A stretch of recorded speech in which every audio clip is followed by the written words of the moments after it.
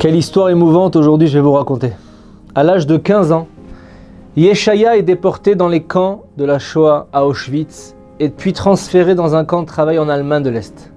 Il se considère comme relativement chanceux car contrairement à beaucoup d'autres, il se trouve dans un camp où les gardes ne battent pas les prisonniers cruellement, sans raison, au milieu de la nuit. Non, ils reçoivent par contre très peu de nourriture et souffrent constamment de la faim, tout en travaillant de longues heures dans un froid glacial avec un minimum de vêtements. Puis tout d'un coup, Raphaïm, un juif très pieux, arrive dans le camp et fait partie maintenant des détenus de ce camp. C'est un homme d'un certain âge, mais qui se porte volontaire pour travailler avec un groupe de 5 jeunes hommes forts. Ils sont affectés à la construction de rails de chemin de fer en métaux lourds. Yeshaya remarque aussi que Raphaïm ne mange jamais sa soupe, le seul repas chaud offert aux prisonniers pendant les soirées glacées. Imaginez, le seul repas chaud à quel point on en a besoin aujourd'hui. Très curieux, il aborde Raphaïm et lui demande une explication. Pourquoi tu ne manges pas ces repas chauds? Chaim était rave d'un petit shtetl, une petite communauté juive à l'époque, avant la guerre. Il explique à Yeshaya que pour sauver sa vie, un juif est autorisé à travailler pendant Shabbat et toutes les tâches qu'on lui attribue sont autorisées parce que sa vie est en danger s'il refuse d'obéir. Mais porter des rails très lourds pendant Shabbat, c'est un interdit des sages de la Torah et non de la Torah elle-même. Alors que d'autres tâches comme couper, creuser de la terre, c'est vrai que ce serait un travail moins fatigant pour lui, mais ça implique une transgression de la Torah elle-même. C'est pourquoi il se porte volontaire pour le lourd labeur de la construction de rails. Et en ce qui concerne la soupe qu'il ne boit pas, il donne sa portion quotidienne au barbier, au coiffeur, pour qu'il le rase avec un rasoir manuel de sûreté par rapport à l'interdit de se couper la barbe de manière très proche de la peau, mais il évite de toute façon le plus possible le passage chez le barbier. Et pour ne pas attirer l'attention sur son visage mal rasé au moment de l'appel quotidien, il essaye de se tenir bien au milieu des 400 et quelques prisonniers. Une fois, sa stratégie a échoué et le commandant le remarque pour la première fois. Il appelle Raphaïm et lui demande où il travaille. Le commandant, voyant qu'il est âgé, demande au surveillant pourquoi cet homme a été affecté au travail le plus difficile. Et le surveillant signale au commandant que Raphaïm fait non seulement du bénévolat, mais il n'a jamais pris de congé et qu'il est également l'un des meilleurs ouvriers. Le commandant n'a rien dit et a passé son chemin. Raphaïm avoue à Yeshaya qu'il ne prenait aucun congé parce qu'il ne voulait pas que les 5 autres hommes de son équipe portent le fardeau supplémentaire pendant le temps de congé qu'il aurait pris.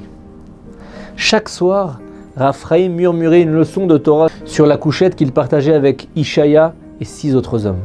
Ces paroles de Torah récitées à voix basse que le Raphaïm a si amoureusement mémorisées à une époque et à un endroit différent réconfortaient et inspiraient les prisonniers durant les longues nuits noires du camp de concentration. Il prenait soin également de tenir le calendrier juif malgré l'énorme risque de se faire surprendre. Il notait le jour sur des morceaux de papier qu'il trouvait dans les sacs de ciment qu'il introduisait en contrebande dans la baraque. Il informait alors tous les détenus juifs du camp de l'arrivée de Rosh Chodesh, le nouveau mois juif, et des jours de Yom Tov. Le comportement de ce tzaddik, de ce grand rave, a non seulement réconforté et renforcé Yeshaya, mais est resté ancré en lui comme exemple tout au long de sa vie. Et à l'approche de la libération des camps, Raphaïm et Yeshaya se sont complètement séparés. Les prisonniers ont été traînés de force pendant des centaines de kilomètres pour fuir les alliés russes. Yeshaya était trop malade pour pouvoir bouger. Il est resté dans le camp et il a miraculeusement survécu. Après la guerre, Yeshaya émigre aux États-Unis et s'installe à Brooklyn. Plus de 30 ans plus tard, pendant un office de Shabbat, un homme qui n'est visiblement pas du quartier s'installe à côté de lui dans la synagogue. Après la prière, il se présente à son voisin, qui lui non plus ne semble pas très religieux, et lui demande son nom et d'où il vient. Il s'appelle Ephraim, il vit en Israël, mais est né dans un shtetl en Europe. En entendant le nom du village, Yeshaya est stupéfait. Il se souvient que c'était également de là que venait Raphaïm qu'il a rencontré dans les camps, il y a maintenant bien longtemps. Il se met à raconter les actes inoubliables de Messirut Nefesh, de don de soi de Raphaïm dans les camps et de sa grandeur d'âme. Ephraim écoute attentivement chaque mot et se met à pleurer. Lorsqu'il retrouve son calme, il révèle que Raphaïm était son père et que c'est la première fois qu'il a des nouvelles de lui depuis leur séparation pendant la guerre. Yeshaya et Ephraim sont tellement émus, ils se prennent dans les bras et s'embrassent chaleureusement.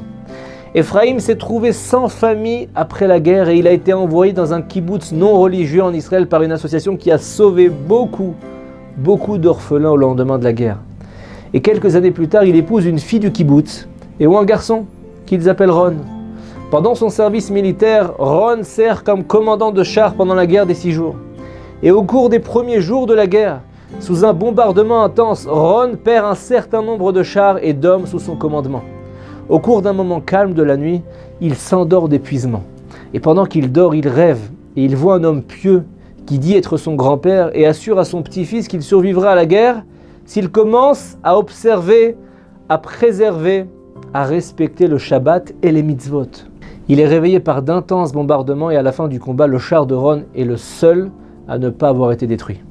Et fidèle à sa promesse, après la guerre, Ron quitte le kibbutz non religieux où il a été élevé et se rend à Jérusalem pour apprendre c'est quoi être juif, respecter la Torah et les mitzvot. Et lorsqu'il commence à vivre une vie de Torah et à observer les commandements, il demande à ses parents s'ils peuvent à leur tour commencer à respecter les lois du Shabbat et de Kashrut. Ses parents sont très embarrassés. Sa mère n'avait absolument rien appris du judaïsme dans son kibbutz athée et Ephraim a abandonné toute pratique religieuse depuis la guerre. À ce moment-là, ils ont prévu un voyage aux États-Unis.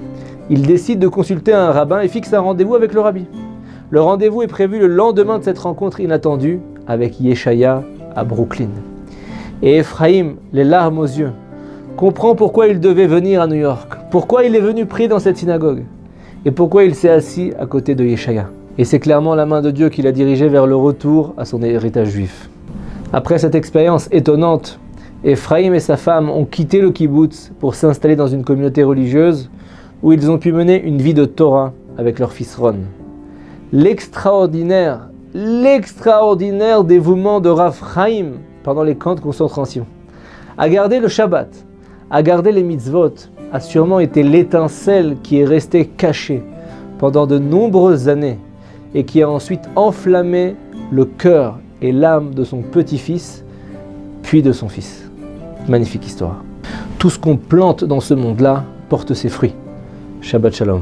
Les éditions Torah Box, c'est des dizaines et des dizaines de livres pour les petits comme les plus grands, sur tous les sujets de la vie juive et abordés de manière accessible à tous. Paracha, histoire pour les enfants, construction personnelle, couple, Shabbat, fête juive, biographie. Chaque mois, c'est 2 nouveaux livres édités, vendus au prix les moins chers du marché et livrés partout dans le monde. Il vous suffit de les commander sur le site Torah Box à tout moment, pour les offrir à votre communauté, à vos proches ou pour renforcer vos connaissances avant les fêtes. Les éditions Torah Box, des livres sur mesure pour vous.